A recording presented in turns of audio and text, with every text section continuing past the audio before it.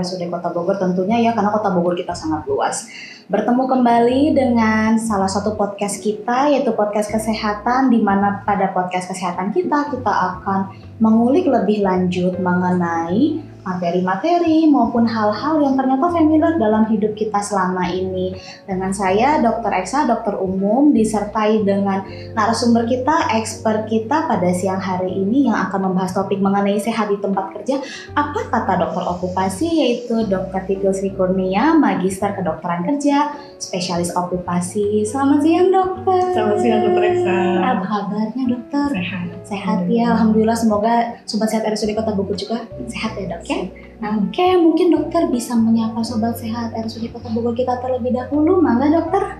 Halo Sobat Sehat Kota Bogor, kenalkan saya Dr. Titil Sri Kurniawati. Saat ini saya bertugas di RSUD Kota Bogor, di Poli Okupasi dan juga di Poli MCU RSUD Kota Bogor. Poli MCU dan Poli Okupasi. Mungkin dari Sobat Sehat kita ada yang bertanya-tanya, dok, okupasi itu sebenarnya dokter spesialis pada bidang apa? Walaupun ternyata nanti mungkin pada saat dokter itu sudah menjelaskan, teman-teman Sobat Sehat, loh ternyata saya familiar ya dengan ilmu dan juga dengan spesialis ini. Maka dokter mungkin bisa diceritakan kepada Sobat Sehat kita? Baik, terima kasih Dr. Eksa. Jadi memang betul ya, banyak sekali orang-orang yang belum tahu apa sih dokter spesialis kedokteran okupasi. Jadi sebenarnya dokter spesialis kedokteran okupasi itu adalah dokter yang berfokus pada kesehatan pekerja. Jadi apakah itu terkait dengan surveillance kesehatan pekerja, kemudian terkait dengan penilaian penyakit akibat kerja, asesmen untuk fit to work atau namanya sehat untuk bekerja. Kemudian jika memang pekerja itu mengalami sakit yang lama, misalnya pasca kecelakaan atau misalnya pasca dirawat dalam waktu penyakit kronis dirawat dalam waktu lama, maka itu dilakukan perlu adanya return to work program atau program kembali bekerja agar pekerja ini pada saat kembali bekerja pekerjaannya yang dihadapinya saat ini seperti itu. Oke, berarti sangat luas ya dok ya. Betul, ternyata sekali. sangat luas, ternyata Sobat Sehat walaupun di tempat kerja ternyata cakupan itu sangat luas. Berarti dok, kalau dari penjelasan itu berarti kesehatan tempat kerja itu penting ya dok ya? Penting sekali ya, karena populasi pekerja itu sangat besar di dunia. Jadi hampir 2/3-nya itu populasinya adalah populasi pekerja. Betul. Kemudian kita menghabiskan hari-hari, Dr. Eksa sendiri dalam 24 jam, berapa jam menghabiskan waktu tempat kerja? Wah, lebih dari 12 jam tentu dok. 12 jam ya, Iya. berarti sekitar 1/3 sampai setengahnya kita habiskan di tempat kerja. Nah, jika lingkungan kerjanya tidak sehat, tentu saja ini akan berdampak kepada kesehatan pekerjanya. Nah, lingkungan itu kita nilai dari apa? Ada 5 resiko dari lingkungan pekerjaan. Pertama dari risiko fisika. Risiko fisika itu seperti contohnya misalnya pekerja yang bekerja di outdoor, itu seperti sinar cahaya matahari yang mungkin akan bisa merusak dengan pajan waktu lama akan merusak kornea mata kanan, bisa menyebabkan katarak seperti itu. Kemudian ada pajan kimia dok, misalnya kayak pajan kimia pada pekerja-pekerja yang mungkin terpajan kimia, misalnya bekerja di manufaktur, misalnya bekerja di pabrik kimia. Fisika juga misalnya kalau di rumah sakit itu pada pekerja yang bekerja di sini dok, di radiologi yang terpajan sinar X atau sinar radiasi, itu juga termasuk pajan fisika. Kemudian kalau pajan biologi buat kita ya, pekerja-pekerja yang bidang kesehatan yang mungkin akan berisiko tertular HIV/AIDS atau mungkin kalau zaman dulu COVID, kemudian TBC gitu. Kemudian pajan ergonomi seperti kalau di tempat kerja misalnya di rumah sakit itu seperti perawat mungkin yang angkat-angkut pasien misalnya seperti itu ergonomi. Kalau di perkantoran yang mungkin duduk lama itu juga termasuk pajan ergonomi. Sedangkan kalau untuk pajan psikososial seperti stres kerja, beban kerja, kemudian shift kerja itu termasuk pajanan psikososial. Sehingga kenapa sih penting kita menilai lingkungan kerja apakah itu berpengaruh? Tidak, itu sangat berpengaruh sekali dokter. Jadi sehingga perlu sekali menilai resiko-resiko yang ada di tempat kerja untuk menilai apakah ini mengganggu atau tidak pada kesehatan kerja berikutnya seperti itu. Baik, berarti dari setiap faktor-faktor itu banyak ya dok ya, resiko-resiko yang bisa terjadi. Mungkin yang menjadi hal yang menarik bagi saya, Dari itu semua dok, apakah ada permasalahan yang paling sering terjadi, yang paling sering dokter hadapi sebagai dokter spesialis okupasi? Dan kalau tadi berdasarkan faktor-faktornya ya dok ya, secara garis besar mungkin ada yang indoor atau pekerja yang ada dalam gedung dan juga pekerja di lapangan ya dok ya. Betul. Apakah resikonya itu berbeda atau sama ya dok ya mengenai dua pekerja tersebut? Pekerja ya? Iya dok. Betul sekali dok. Jadi memang kadang-kadang orang berpikir ya pekerja indoor itu risikonya lebih ringan ya dok, karena hanya duduk di depan komputer, hanya duduk di depan laptop gitu kan ya. Tapi sebenarnya itu adalah silent killer dokter sebenarnya. Pekerja-pekerja yang duduk 8 jam sehari itu resiko terjadi namanya sedentary worker ya dok. Sedentary worker itu adalah pekerja-pekerja yang memang kebanyakan duduk di meja kerja. Bisa 8-12 jam per hari. Bayangkan saja dia hanya duduk saja gitu. Apa saja resikonya? Biasanya kalau pada pekerja-pekerja yang sedentary worker atau pekerja kantoran, biasanya itu resikonya pada punggung dok. Punggung, nyeri leher, pundak, kemudian carpal tunnel syndrome karena berhadapan dengan layar laptop terus-menerus. Kalau kita sebut namanya adalah posisi statis dok. Jadi posisi statis yang tidak melibatkan banyak gerak sehingga resikonya itu tadi untuk muskuloskeletal. Atau bisa jadi misalnya kayak eye strain atau dry eye pada mata, kelelahan pada mata. Nah, sedangkan kalau kemudian ada lagi dok namanya selain pajanan ergonomi ada pajanan psikososial dok. Biasanya terkait dengan beban kerja biasanya, karena misalnya terkait dengan target misalnya, dia harus menyelesaikan laporan ini sekian jam misalnya, kemudian berkaitan dengan laporan-laporan yang harus dikerjakan. Sedangkan kalau untuk pekerja lapangan itu biasanya macam-macam dok. Kalau pekerja lapangan itu tergantung dengan lingkungan atau hazard atau risiko lingkungan. Misalnya kalau misalnya pekerjaannya misalnya contohnya seperti pekerja manufaktur yang banyak angkat-angkut dok. Nah, tentu itu juga akan berpengaruh kepada mungkin dia akan berisiko terkait dengan HNP, low back pain dan lain-lain. Kemudian misalnya pada pekerja-pekerja yang indoor misalnya outdoor misalnya yang di bawah sinar matahari dok. Nah, itu resikonya bisa kanker kulit misalnya atau katarak misalnya seperti itu dok. Jadi setiap pekerja itu tidak sama pajanan resikonya. Misalnya seperti pekerja A walaupun dengan manufaktur perusahaan yang sama dengan pekerja B itu akan berbeda resiko dan juga bahaya lingkungan pekerjaan berbeda. Seperti itu dok. Jadi banyak ya dok ya, ternyata walaupun berada di gedung yang sama, lingkungan yang sama, bebannya berbeda-beda, resikonya berbeda-beda, faktornya pun berbeda-beda. Betul ya. Sekali, jadi banyak sekali ternyata teman-teman sobat sehat kita. Nah mungkin yang paling kita sering hadapi, yang saya juga kebetulan tadi baru alami, nyeri pinggang dok. Karena ternyata jalan panjang visit di Bangsal bikin nyeri pinggang ya. Betul. Nah itu untuk nyeri pinggang ini dok, dan tidak hanya nyeri pinggang atau nyeri punggung yang mungkin bisa diakibatkan berjalan lama, duduk lama, itu apakah hal yang sering terjadi dok kepada pasien-pasien dokter tentu ya? Dan bila sering terjadi, tips dokter apa dok untuk pasien-pasien tersebut? Oke, kalau misalnya penyebab utamanya orang pegel kemudian nyeri punggung saat bekerja itu karena biasanya sih itu ada beberapa faktor dok dari ergonomi. Dari ergonomi itu pertama biasanya postur janggal. Postur janggal itu misalnya seperti membungkuk terlalu lama, kemudian leher menekuk, misalnya banyak bergerak ke kiri dan ke kanan, berdiri terlalu lama, banyak berjalan.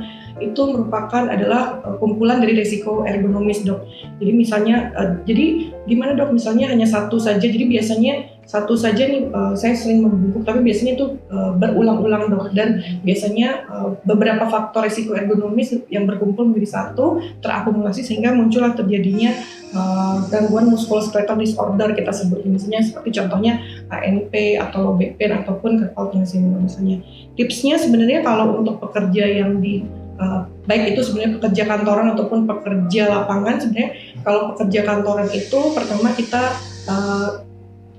lakukan micro stretching break dok. Jadi setiap kita duduk dalam waktu 1 jam itu biasa kita melakukan stretching kira-kira mungkin 1 atau 2 menit ya dok ya. 1 atau 2 menit. Kemudian pada saat kita mulai duduk di depan laptop itu kita posisikan tubuh kita tuh 90 derajat dok. 90 derajat itu artinya posisi punggungnya itu tegak lurus 90 derajat seperti ini, ya betul. Kemudian sikunya 90, Jadi sebaik mungkin untuk pekerja di depan laptop atau depan kantor, mejanya tidak lebih tinggi daripada tangan. Oh iya baik. Betul. Agar sejajar ya dok ya. Sejajar. Jadi kalau misalnya dia sejajar seperti ini, dia akan relax dok. Nah, kalau misalnya tinggi seperti meja-meja kantor pada umumnya, itu akan tangannya akan naik ke atas sehingga bahunya terangkat. Jadi kalau bahu terangkat, ini akan merasa pegal seperti itu. Kemudian apalagi dok 90 derajat pada kaki. Jadi kakinya harus menapak.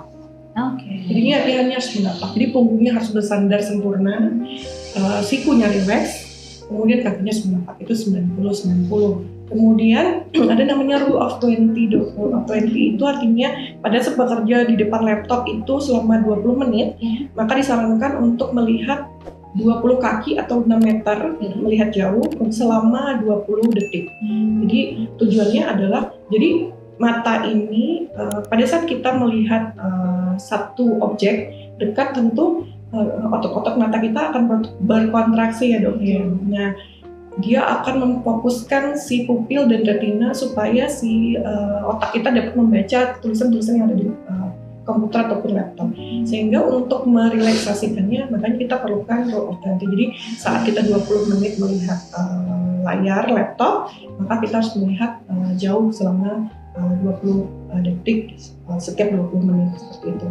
Kemudian selain itu mungkin ya selain micro break stitching, posisi, kemudian rule of 20, selain itu kita mungkin harus posisikan monitor dok. Monitor itu sebaiknya adalah 45 sampai dengan 75 cm dari pandangan mata kita. Kemudian setinggi apa? Sebenarnya kalau untuk laptop kan rendah ya dok. Seperti dok. Ini ya dok ya. Nah sebaiknya itu sejajar dengan mata. Oh iya baik. Nah, jadi untuk atas layar itu sebaiknya sejajar dengan mata sehingga posisi leher kita tidak terlalu menunduk dan juga tidak terlalu menolak. Jadi sehingga diusahakan pada saat kita bekerja di depan laptop itu semua dalam kondisi rileks dan tidak kaku dan tidak tegang, posisinya santai, rileks, posisi yang benar, sehingga resiko kedepannya jika terjadi musculoskeletal disorder itu dapat ditekan atau dapat dicegah sehingga terjadinya terkait dengan penyakit akibat kerja ataupun misalnya cedera akibat kerja itu maka dapat diminimalisir. Oke, informasi yang sangat menarik ya sobat sehat ya. Jadi banyak yang kita bisa lakukan tapi hal-halnya sederhana. Jadi kita bisa lakukan. Contohnya apa? Kita bisa memposisikan diri kita dengan tegak namun rileks. Lihat ke arah monitor tapi lihat juga ke arah tembok dan sejauh 6 meter. Jangan lupa juga sempatkan untuk stretching untuk kondisi yang lebih sehat di masa depannya juga ya dokter ya, karena ini merupakan usaha jangka panjang ya dok ya, tabungan kita untuk masa yang lebih panjang lagi. Nah kemudian dokter, ini kan tentang bagaimana cara menjaga kesehatan di tempat kerja ya, yang sering kali harus dilakukan oleh perusahaan. Ayo medical check up 6 bulan sekali, 3 bulan sekali. Dok sebenarnya seberapa penting medical check up itu? Apakah bagusnya rutin atau ya sudah sesempatnya gitu? Nah ini nih yang sangat penting sebenarnya. Kadang-kadang ya memang dari regulasi dari Permenaker itu memang menyatakan bahwa setiap perusahaan itu wajib melakukan medical check up untuk karyawan-karyawannya. Jadi sebenarnya adalah yang harus diperhatikan medical check up bukan sekedar memenuhi regulasi. Tujuannya seperti itu. Kenapa sih penting banget untuk melakukan medical check up? Tujuannya pertama adalah medical check up itu ada beberapa dok. Jadi pertama adalah pre-employment medical check up. Apa sih pre-employment medical check up? Artinya adalah medical check up atau pemeriksaan kesehatan yang dilakukan sebelum karyawan itu masuk atau bekerja di perusahaan tersebut.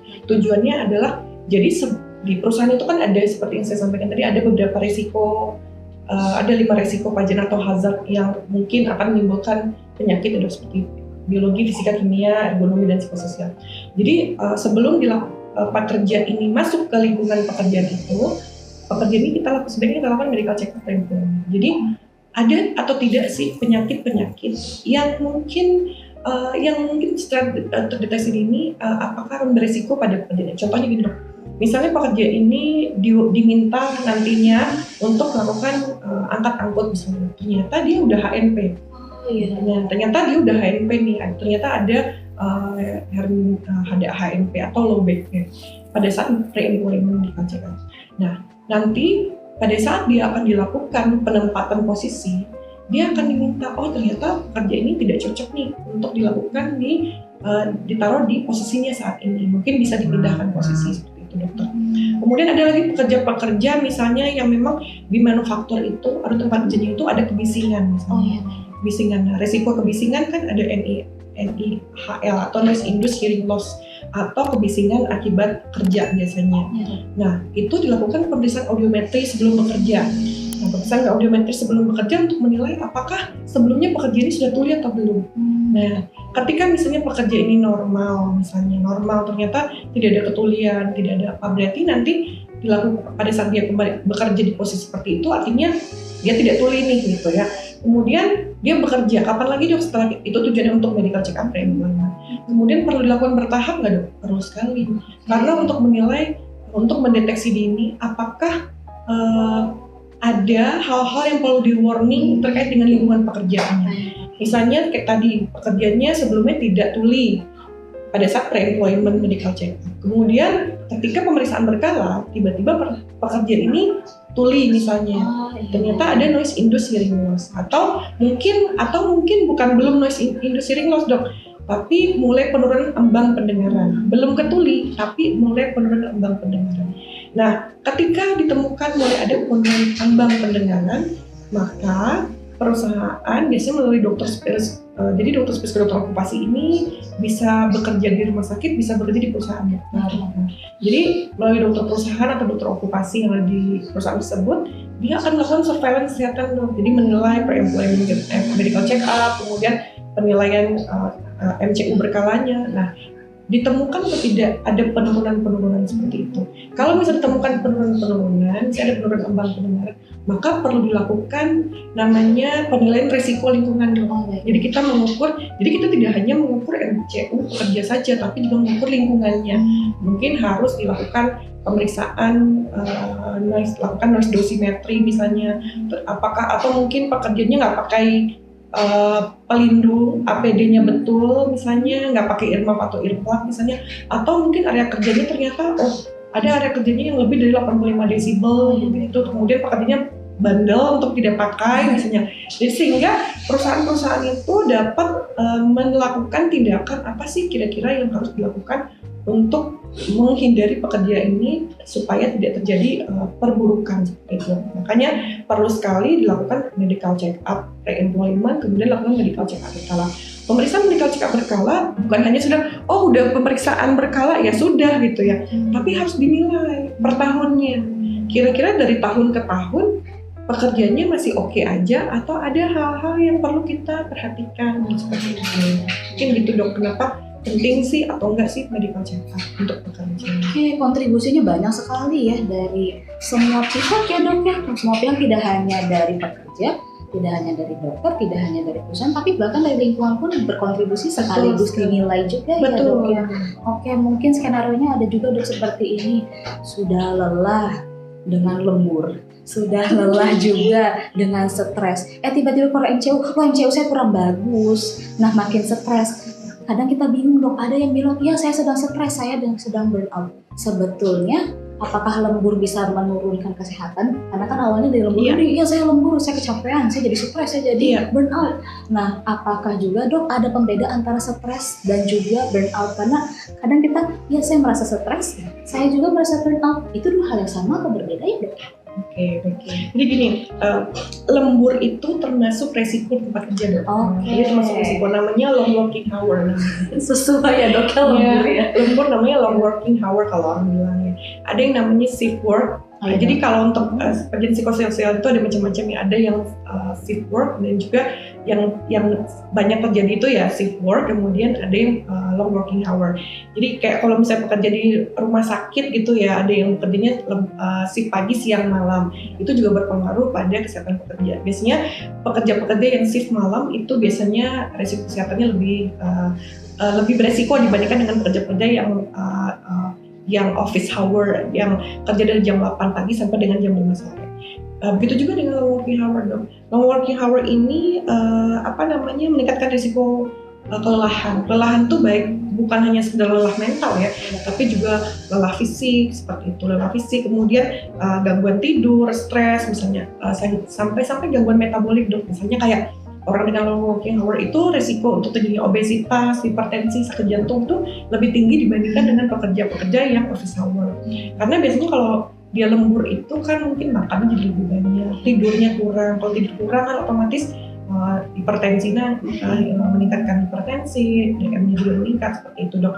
Nah itu udah selain dari efek dari kesehatan itu ke metabolik itu akan berisiko pada yang tadi dokter bilang, apakah dia nanti stres kerja atau burnout. Kalau stres, bedanya apa sih stres kerja dengan burnout? Kalau stres kerja, biasanya kita istirahat itu hilang stresnya. Itu akan hilang, saya stres nih, aduh stres nih. Jadi, tapi pada saat pulang, ya udah stres kerjanya hilang gitu. Tapi stres kerja yang ditimbulkan bertubi-tubi terus menerus tanpa adanya mekanisme kompensasi, nah itu akan bisa menjadi burnout dok. Nah burnout ini artinya kelelahan yang berkepanjangan. Jadi walaupun Sabtu Minggu tadi tetap merasakan lelah, tidak ada semangat untuk bekerja, merasakan tidak semangat, merasa kinerjanya menurun, produktivitasnya menurun, sehingga resikonya ke dok dia meningkatkan absenteeism atau absensi pada pekerja. Jadi sehingga banyak alasan untuk sebenarnya mungkin fisiknya nggak apa-apa ya, sehat-sehat aja, tapi merasa aduh lelah banget hari ini sehingga akhirnya cuti sakit seperti itu. Nah itu juga berpengaruh pada kinerja pekerja. Memang untuk resiko-resiko psikososial ini nggak kelihatan ya dok ya, tapi sebenarnya itu juga sangat beresiko atau mengefek pada pekerja itu sendiri, baik terhadap produktivitas dan juga kinerjanya. Sehingga apa? Kalau misalnya produktivitas dan kinerja pekerja menurun, otomatis kinerja perusahaan juga menurun ya dok ya. Karena kan perusahaan tetap harus membayar gajinya, kemudian harus mencari orang untuk menggantinya seperti itu. Jadi sangat penting sekali untuk memantau atau mengelola resiko-resiko kesehatan tempat kerja dari yang fisika, kimia, resiko ergonomi, psikososial dan lain-lain. Oke, berarti memang bila kita stres dengan istirahat perbaikan ya dok ya. Namun ternyata bila kita merasa burnout, istirahat pun tidak cukup membantu ya. Oke, baik dokter. Tadi kita sempat mengulik mengenai mudah lelah dok. Apabila dilakukan aktivitas fisik yang ringan tapi kita merasa mudah lelah, apakah itu hal yang lumrah? Gimana dong maksudnya? Apabila kita lakukan kegiatan fisik gitu, tapi kegiatan kita mungkin ringan, anggapan ringannya seperti mungkin kita duduk lalu melakukan mengetik gitu, berdiri sebentar lalu beristirahat lagi, namun kita merasa seperti mudah lelah, apakah itu hal yang lumrah? Itu termasuk burnout sebenarnya. Iya, masuk burnout. Jadi burnout itu tandanya kelelahan fisik dan mental dan emosional. Jadi kayak kalau misalnya tuh kayak jadi kayak malas kerja, terus sinis sama pekerjaan. Jadi kayak bawaannya tuh masuk kantor tuh bawaannya tuh marah, pengen kesel gitu. Terus kemudian kalau misalnya lama dok itu biasanya mungkin bisa dapat menimbulkan gangguan psikososial yang lebih lanjut, misalnya kayak depresi, anxiety dan stres dan lain-lain. Jadi kalau misalnya sudah ada hal-hal seperti itu, sebaiknya sih mungkin itu dok yang tadi dilakukan yang MCU berkala itu. Nah MCU berkala itu nggak hanya pemeriksaan fisik saja dok, tapi juga harus dilakukan pengukuran psikososialnya. Kita melakukannya biasanya pakai kuesioner kesehatan mental, baik itu untuk kuesioner kesehatan mental terkait dengan kondisi apakah ada gangguan mental, emosional atau tidak, dan juga apakah ada resiko stres kerja atau tidak. Nah, biasanya dari poli okupasi itu melakukan itu. Jadi kita melakukan 2 kuesioner, apakah ada dari gangguan psikososialnya seperti depresi, ansietasnya, apakah sudah ada atau belum. Kemudian kita lakukan apakah ada pajanan atau exposure dari tempat kerjanya yang mungkin dapat menimbulkan stres kerja dia atau tidak. Jadi kita menilai apakah kerja ini stres kerja atau tidak, kemudian apakah stresnya ini mungkin berpengaruh atau tidak terhadap dinas psikososial atau mental health-nya saat ini.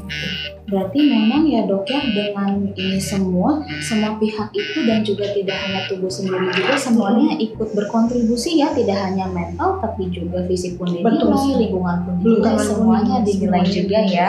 Oke, kemudian dokter, mungkin kalau MCU kan biasanya itu diberikan oleh perusahaan atau tempat kerja dari pekerja tersebut. Sebenarnya dok, siapa yang paling bertanggung jawab ya mengenai hal tersebut? Apakah memang itu merupakan tanggung jawab diri kita sebagai pekerja atau itu merupakan juga tanggung jawab dari perusahaan?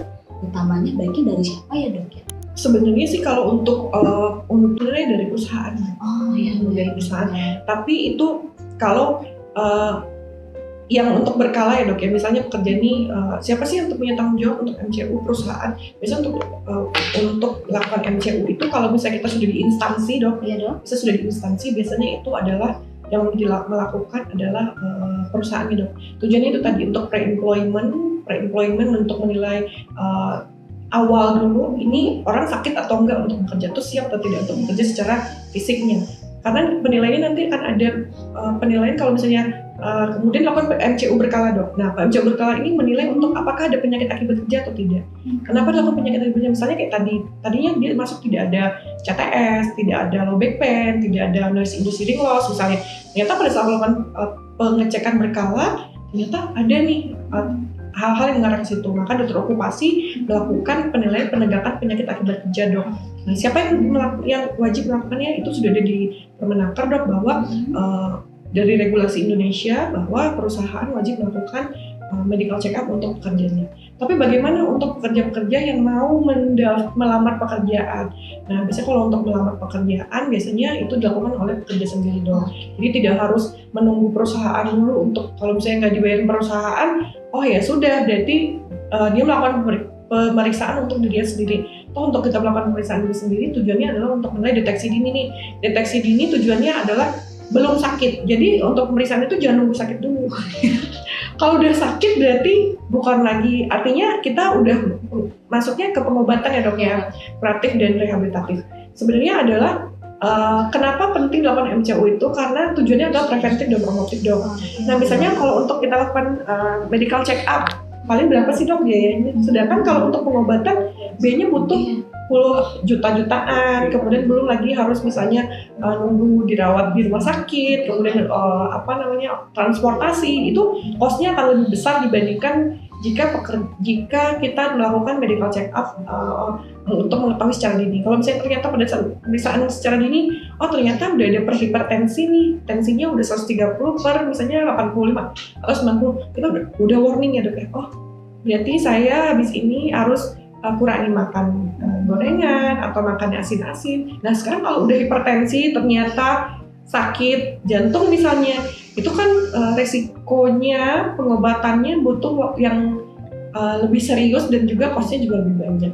Jadi itulah gunanya medical check up. Jadi lebih baik mungkin mencegah daripada mengobati. Karena waktunya pun jadi lebih banyak ya dok. Betul sekali. Costnya juga lebih banyak dok. Apalagi buat perusahaan-perusahaan yang mungkin sistemnya reimbursement dia akan misalnya perusahaan pekerjaannya itu diberikan fasilitas reimbursement atau tidak diberikan fasilitas asuransi dok. Nah, jadi kalau reimbursement misalnya kayak ternyata PCI dok, misalnya ternyata sakit jantung, terus ternyata harus dilakukan PCI kan lumayan dok, biayanya bisa puluhan juta sampai ratusan juta kan ya. Nah sementara kalau misalnya dia MCU di awal, MCU-nya dikelola dengan baik, diperlakukan pemeriksaan, dianalisa berkala hasil pemeriksaan MCU-nya, oh ini berarti dari awal udah deteksi dini, ternyata pasien ini hipertensi nih, ternyata udah ada pada saat dilakukan treadmill ada gambaran sesuatu nih di jantungnya, jadi sehingga hal itu kita bisa cegah duluan nih sebelum kita pengobatan dan memberikan pasien yang lebih besar seperti itu sudah. Berarti mencegah lebih baik daripada mengobati.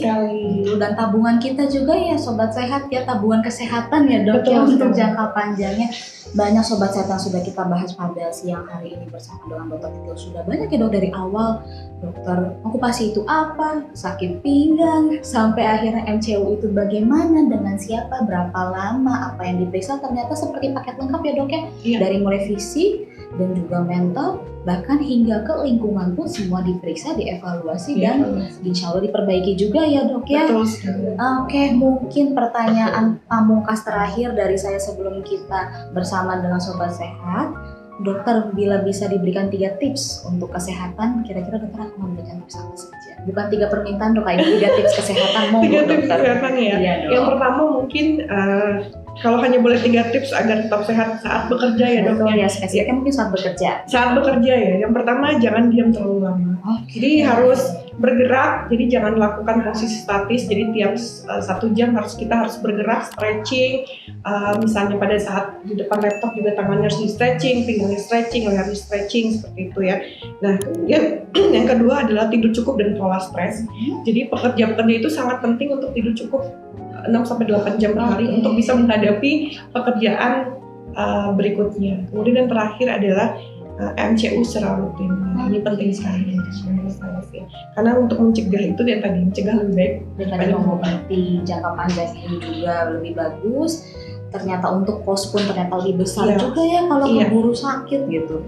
Dan juga pasti kita akan sedih ya anggota keluarga kita bila kenapa kita tidak mencegah kalau kita masih bisa mencegah.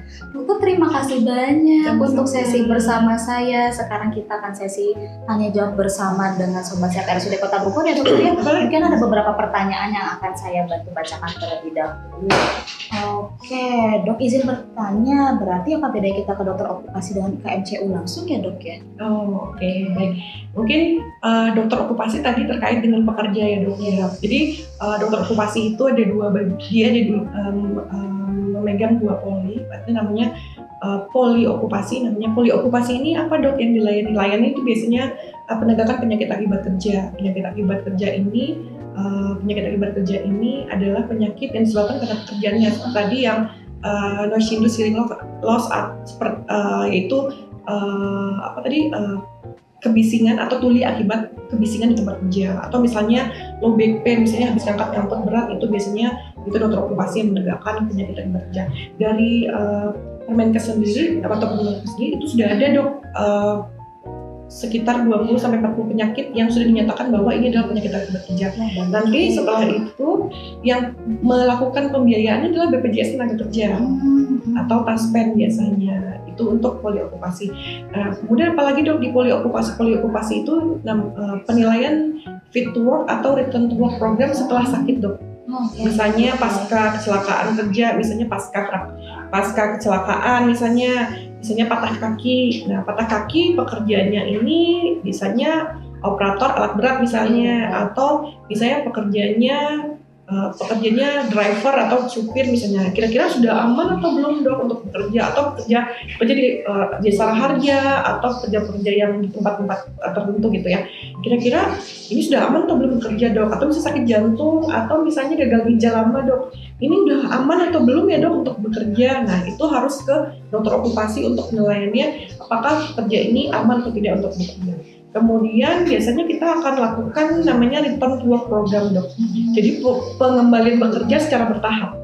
Jadi pekerja itu ketika dinyatakan oleh dokter klinis, misalnya dokter jantung, oh ini sudah stabil, tapi apakah betul sudah bisa kembali bekerja di tempat semula atau belum, itu dokter okupasi yang menilai. Jadi perlu ditentukan dulu nih, oh ternyata masih belum bisa nih, kita harus pakai program dulu nih, misalnya bekerjanya biasanya harusnya 8 jam, kita sesuaikan dulu mungkin sehari itu 4 jam dulu. Misalnya kemudian setelah kita evaluasi, oh aman nih kita bisa naikkan. Atau bisa bekerjanya shift misalnya dok. Saya perawat-perawat misalnya pasca sakit lama, ini udah bisa shift belum dok, misalnya seperti itu. Nah itu kita akan nilai, oh ternyata ini sudah bisa shift atau belum bisa shift. Jadi itu kita menentukan seperti itu. Kemudian ada namanya lagi penilaian kecacatan dok. Penilaian kecacatan itu biasanya pada pekerja-pekerja yang pasca kecelakaan kerja yang menggunakan BPJS Tenaga Kerja. Ya, setelah dia sakit, tentu mungkin fungsi-fungsi organnya tidak berfungsi dengan sempurna. Mungkin ada kakinya yang buntu, misalnya amit-amit ya, atau ada tangannya yang tidak bisa lurus, misalnya. Itu kita nilai kecacatannya. Sehingga pekerja-pekerja itu yang menggunakan BPJS TK mendapatkan hak dan kompensasi sesuai dengan undang-undang berlaku dokter. Sesuai dengan undang-undang yang berlaku, kita memberikan hak pekerja. Kalau misalnya ternyata dari tangan kanan yang mungkin amit-amit diamputasi, itu dapat ada hak kompensasi dari BPJS TK untuk pekerja-pekerja tersebut yang ternyata mengalami kecelakaan kerja. Kemudian ada lagi namanya poli MCU, Dok. Banyak Nah, iya betul, Dok. Nah, poli MCU ini ada 2. Yang pertama dipegang oleh dokter umum dan juga dari dokter okupasi. Dokter okupasi itu yang menentukan apakah pekerja ini layak bekerja atau tidak dari pemeriksaan MCU-nya. Siapa saja, Dok, yang ke dokter yang dilakukan asesmen oleh dokter okupasi? Pasien-pasien yang bekerja, Dok.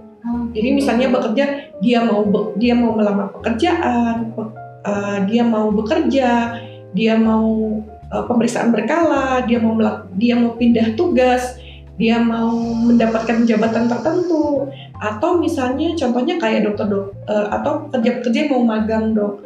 Misalnya magang seperti dokter internship, Dok. Dokter internship yang mungkin kemarin ini ada beberapa yang ini ya, Dok, ya, yang kita mendapatkan berita duka ya, Dok, ya. Nah, itu seharusnya dilakukan dokter okupasi dulu, Dok. Apakah betul dokter ini sehat atau tidak untuk dilakukan magang di tempat tersebut, karena yang tahu terkait dengan resiko-resiko pekerjaan itu dokter okupasi. Jadi sehingga itulah pentingnya apa bedanya dokter poli MCU yang dipegang oleh dokter okupasi dengan MCU biasa. Kalau MCU biasa mungkin pekerja orang-orang yang siapapun boleh, ya, Dok. Siapapun boleh. Dia hanya pengen tahu, saya ingin tahu nih, misalnya orang tuanya dokter Eksa, saya ingin tahu saya sakit apa. Nah, itu boleh ke dokter umum biasa. Nanti kalau misalnya udah ketemu sakitnya apa, ternyata ada gangguan di jantung, maka direfer ke jantung. Seperti itu. Sama sebenarnya dari dokter okupasi juga seperti itu, tapi cuman kami lebih outputnya adalah sehat atau tidak sehat untuk bekerja, seperti itu, Dok.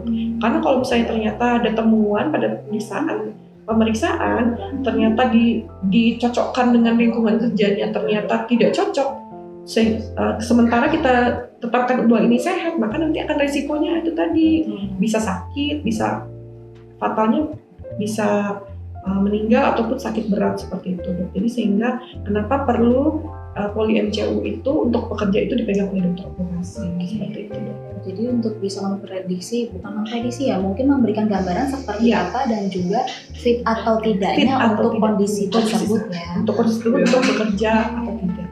Ternyata itu bedanya banyak ya, Sobat Sehat ya, ada pembagiannya masing-masing, dan maka nanti Sobat Sehat juga bisa mempertimbangkan kira-kira saya membutuhkan yang mana ya.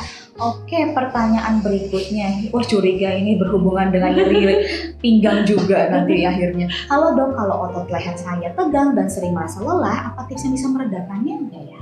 Oke, mungkin tadi yang sudah kita sempat bahas tadi ya, posisi ya, Dok, ya, betul sekali. Jadi sebenarnya kalau kenapa otot leher saya tegang dan sering merasa lelah, berarti ada yang salah dengan postur pada saat bekerja. Posturnya salah apa? Mungkin posisi statis yang lama, misalnya posisi statis itu misalnya duduk, posisi kita bekerja seperti ini ya, seperti ini saja. Mungkin kalau deadline sehingga lupa, berkedip pun lupa ya, Dok. Berkedip pun lupa. Jadi kita begini terus kan, sehingga kita setelah kita di rumah baru kita terasa, ternyata kok leher saya kaku dan tegang ya, gitu. Nah, itulah penting tadi tipsnya itu untuk stretching, Dok.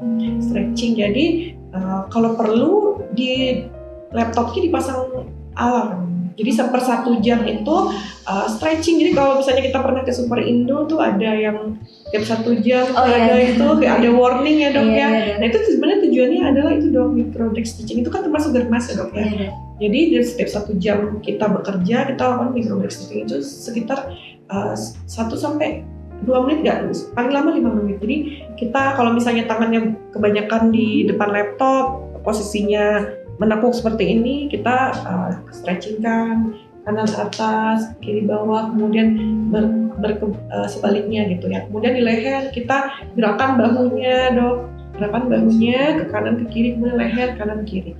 Nah, kemudian lakukan berjalan sekitar beberapa langkah. Jadi perlu juga untuk berjalan beberapa langkah untuk menghindari tadi ya posisi duduk yang lama. Jadi seperti itu sih tipsnya dari saya. kuncinya berarti memperbaiki posisi dan jangan lupa stretching juga ya dok ya. Dan jangan lupa sobat sehat, matanya lihat 6 meter ya.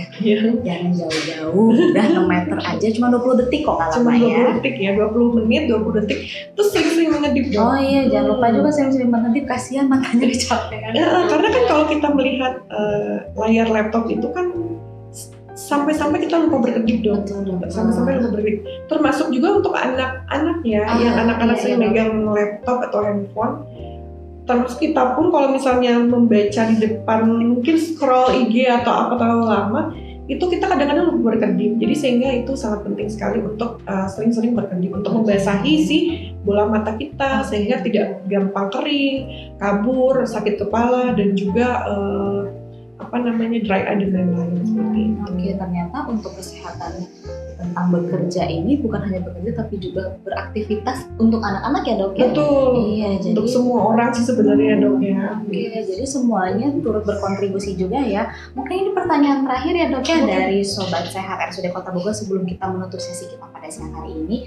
Dokter, suami saya menyelesaikan pekerjaan malam sering bergadang sampai subuh karena merasa idenya lebih keluar. Sedangkan itu sudah pasti tidak baik ya dok ya?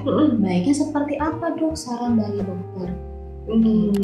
Jadi memang ada orang yang naik person ya dok ya. Iya. Jadi ketika semakin malam idenya semakin keluar.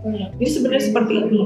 Intinya adalah pertama pola kerjanya betul harus sebetulnya bagusnya siang ya dok ya. Kenapa sih tidak kita menghindari bahwa kerjaan malam hari itu namanya kita mengganggu irama sirkadian dok. Jadi irama sirkadian itu adalah irama tidur sebenarnya. Jadi tubuh kita itu sudah disetting sedemikian rupa bahwa malam itu pada saat malam itu irama sirkadiannya muncul gitu. Jadi sehingga kita tidur malam hari. Nah kalau misalnya ternyata kita begadang malam hari, irama sirkadian itu terganggu dong. Jadi sehingga pola tidurnya terganggu. Sehingga pola tidur begitu juga pada orang kerja shift work gitu ya, dia akan tidurnya pada siang hari, malamnya dia begadang gitu. Nah apakah itu tidak sehat? Tentu saja itu tidak sehat ya dok. Walau bagaimanapun juga namanya kalau misalnya pola tidurnya berubah atau terganggu itu akan berbeda. Nah kenapa? Jadi matahari itu mempengaruhi pola tidur kita. Jadi ketika matahari itu tenggelam, kita suasana gelap itu kita diminta untuk tubuh kita merespon secara fungsional, secara alami untuk melakukan proses tidur sehingga itu memperbaiki si metabolisme tubuh kita, jantung kita istirahat, otak kita istirahat dan lain-lain. Nah, bagaimana kalau misalnya terbalik tidurnya di siang hari? Nah, itu tentu saja irama sirkadiannya terganggu sehingga metabolismenya tentu juga akan dipengaruhi oleh waktu tidurnya tersebut. Tapi kan saya hanya bisa bekerja malam hari dok. Oke, kalau seperti itu asalkan tidak mengurangi jatah tidur seperti 6-8 jam per hari, mungkin itu akan bisa diminimalisir, walaupun mungkin tetap akan ada efek-efek sampingnya, tapi mungkin kita akan meminimalisir efek kedepannya. Jadi tidurnya bagaimana dok? Silahkan tidur, tapi dengan catatan 6-8 jam per hari. Oke, baik dok. Ya, jadi kalau misalnya tidurnya baru jam 3, ya berarti dia harus tidurnya 6-8 jam per hari, seperti itu. Tapi kalau gimana kalau misalnya dia kerjanya pagi, ya otomatis tidurnya kurang. Betul. Nah, kalau tidurnya kurang, otomatis ini akan beresiko pada kesehatan jangka panjang seperti hipertensi, sakit jantung, diabetes, stroke dan lain-lain. Jadi penyakit-penyakit kronis yang metabolik, yang bersifat metabolik itu akan lebih mudah didapatkan pekerja itu. Jadi tujuannya adalah menghindari seperti itu dokter. Jadi kalau misalnya memang dia hanya bisa bekerja malam hari, ya tidak apa-apa, tapi waktu tidurnya 6-8 jam. Nah, diharapkan pada saat dia tidur pada siang hari itu suasana sebaiknya harus gelap dok. Oh ya baik dokter. Jadi mungkin lampunya dimatikan, kemudian jendela atau tirai ditutup, jadi benar-benar gelap seperti suasana malam hari. Seperti itu sih kalau saran dari saya. Tipsnya banyak ya teman-teman Sobat Sehat. Jadi tipsnya walaupun banyak tapi hal yang bisa kita lakukan semuanya dok ya. Betul. Dan merupakan hal-hal yang bisa kita terapkan di kehidupan kita sehari-hari. Dokter terima kasih untuk sesinya pada siang hari ini. Kita sudah ngobrol banyak ya dok ya. Mulai dari tadi yang paling saya ingat adalah nyeri pinggang karena saya merasakannya berapa waktu lalu, dan bagaimana untuk menguranginya dengan stretching, dengan duduk yang harus 90, bisa dibuat juga agar bahu kita lebih rileks. Jangan lupa setiap 20 menit melihat 20 detik ke arah 6 meter, dan juga jangan lupa juga untuk MCU ya Sobat Sehat ya, jangan takut dengan hasil MCU kita karena betul itu sekali. tabungan kita ya Dok ya. Betul dokter. Jadi mungkin kalau untuk itu kalau mungkin untuk kalau dokter ekstra mungkin kan pajanannya banyak berdiri lama dan jalan lama keliling rumah sakit dan juga angkat-angkut ya dok. Nah paling penting sekali untuk pekerja yang memang banyak melakukan aktivitas fisik itu perlu teknik angkat-angkut dok. Iya dok. Berarti kalau misalnya posisinya itu jangan ada posisi ergonomis untuk pekerja yang angkat-angkut. Misalnya seperti mengangkat pasien misalnya. Posisi seperti apa sih yang ergonomis itu mungkin harus kita perhatikan dong. Jadi pada saat posisi duduk sambil berdiri apakah boleh ngangkat beban? Boleh, tapi menggunakan tumpuan kaki. Jadi bukan menggunakan tumpuan pinggang seperti itu. Pada saat menarik pasien pun juga seperti itu. Kemudian ada beberapa hal yang memang harus mungkin harus berdua ya dok. Jadi untuk mengangkat berat itu maksimal tuh 23 kilo dok. 23 kilo. Jadi kalau misalnya bebannya lebih dari 23 kilo, berarti harus berdua. Nah itu tekniknya. Jadi ada teknik ergonomis untuk angkat-angkut, ada teknik untuk di depan laptop atau komputer untuk menghindari tadi musculoskeletal disorder seperti itu dok. Diperkirakan ya Sobat Sehat ya, kira-kira berapa kilo sih saya mau angkat? Jangan takut untuk meminta bantuan. Terima kasih banyak untuk siang hari ini, sudah banyak yang kita mengobrol. Terima kasih juga Sobat Sehat sudah berada di sesi ini bersama dengan kami. Semoga pada sesi-sesi berikutnya kita dapat bertemu kembali dengan topik-topik yang tidak kalah menariknya. Selamat siang Sobat Sehat, sampai bertemu lagi.